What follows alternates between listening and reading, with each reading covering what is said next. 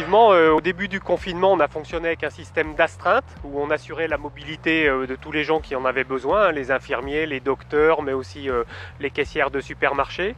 Et puis, au fur et à mesure, et notamment depuis la date de levée du confinement au 11 mai, on a senti une demande des clients qui allait croissante. Donc, on a décidé de réouvrir une partie des sites. Et depuis ce matin, depuis lundi 27, donc on a une quinzaine de sites qui ont rouvert aux clients. Je suis infirmière libérale et mes pneus étaient lisses, donc je ne pouvais plus travailler. J'ai pas eu le choix. Et j'ai appelé, j'ai eu tout de suite au service, sans souci.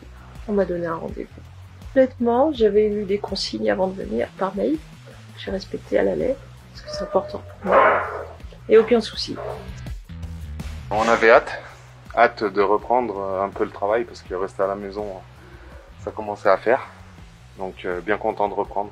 Il y a du boulot cette semaine, ouais. On a des véhicules en attente de livraison, donc on est en train de les faire, moi et mon équipe, pour justement livrer les véhicules aux clients qui sont en retard.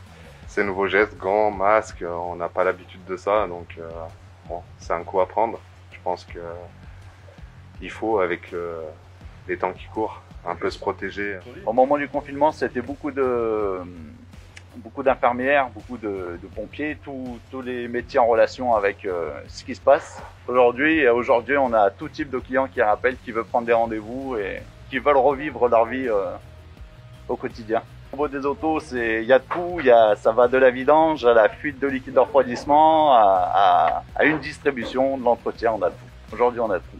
Cette mise en place se passe très bien. Nous avons pu anticiper au niveau du matériel, des consignes et de l'affichage pour pouvoir permettre à tous de reprendre le travail dans de bonnes conditions. Les priorités étaient d'équiper, d'avoir le matériel pour pouvoir donner à tous les collaborateurs qui allaient reprendre le travail, pour pouvoir les équiper et ensuite pouvoir leur donner toutes les informations, les consignes nécessaires pour travailler et respecter en tout cas toutes les règles de sécurité. Important de nous voir avec des protections déjà, donc que ce soit les gants, le masque quand on travaille pour le bruit et les bouchons d'oreilles.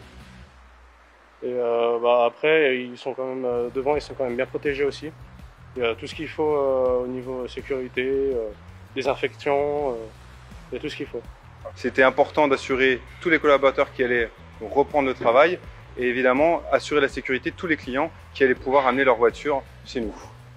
Ça demande surtout une coordination dans tous les achats qu'on pouvait faire.